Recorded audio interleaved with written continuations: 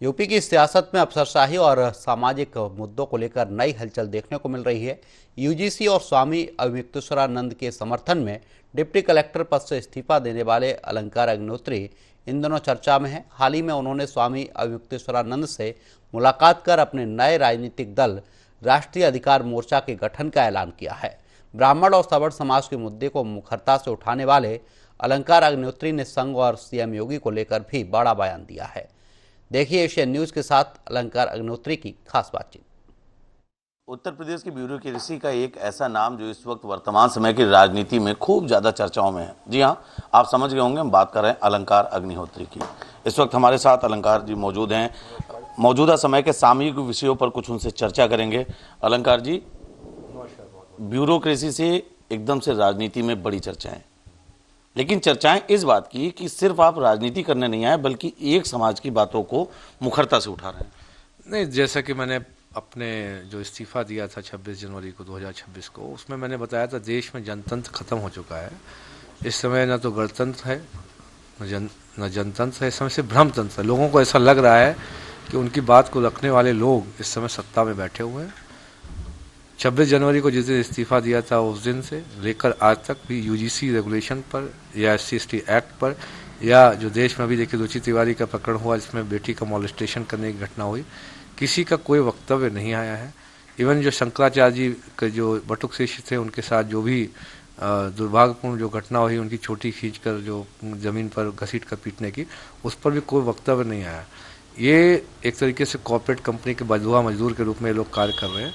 जब तक इनके आका इनको कुछ काम करने को नहीं बोलेंगे तब तक कोई भी काम नहीं करेंगे।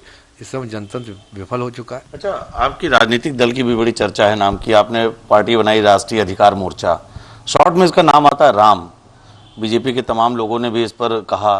संजय सिंह आम आदमी पार्टी के सांसद हैं, वो आपके समर्थन में तो तत्काल कूद आए। उन्होंने तो भाजपा को कह दिया कि वो राम मंदिर के गेट कीपर हैं क्या।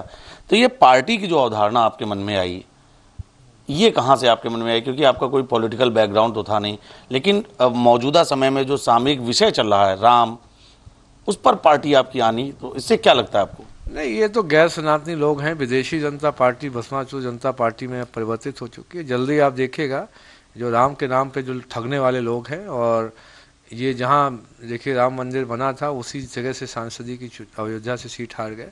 तो ये चंद सनातनी लोग हैं। इन्होंने SC/ST एक्ट, देश में जो सनातन को मानने वाले हैं, जनरल OBC, राम और कृष्ण भगवान को मानने वाले, हिंदू देवी देवताओं को मानने। अच्छा अलंकार जी, आगे की क्या तैयारी है? कैसे लोगों से मिलेंगे, कैसे जनादेश बढ़ाएंगे, कैसे राजनीतिक दल को कैसे और आगे ले जाएंगे? क्योंकि देखिए इनका कोर वोटर जो है समाप्त हो चुका है। देश में केंद्र सरकार अभी चुनाव लड़ लेगी, 0 सीट पे चुनाव लड़ रही है। कोर वोटर हमारे साथ है। इनका संघ में 2 फाड़ हो चुके हैं।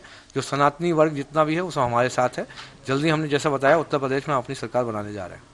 तो आपने अलंकार अग्निहोत्री को सुना। उनका साफ तौर पर कहना है कि उस कार्यक्रम को लेकर उनके प्रति जो भी बातें कही गई, उन्होंने उस कार्यक्रम का समर्थन किया। साफ तौर पर यह भी कहा कि उनकी ये नैतिक जिम्मेदारी है कि वो अपने समाज की बात मुखरता से उठाएंगे और फिर उसके लिए चाहे उन्हें सत्ता से ही लड़ना पड़े। उनका साफ तौर पर यह भी कहना है कि वर्ष 2027 में वो सरकार बनाने जा रहे हैं। एक बड़ा बयान देते हुए उन्होंने ये भी कह दिया कि कमल निशान से अगली बार योगी आदित्यनाथ जो मौजूदा सरकार में मुख्यमंत्री हैं वो नहीं जीतने जा रहे हैं। बहरहाल ये तो बातें भविष्य के गर्त में छुपी हुई हैं, लेकिन मौजूदा समय में इन बयानों की खूब ज़्यादा चर्चा है और सबसे ज़्यादा चर्चाओं के केंद्र बिंदु में है अलंकार अग्निहोत्री।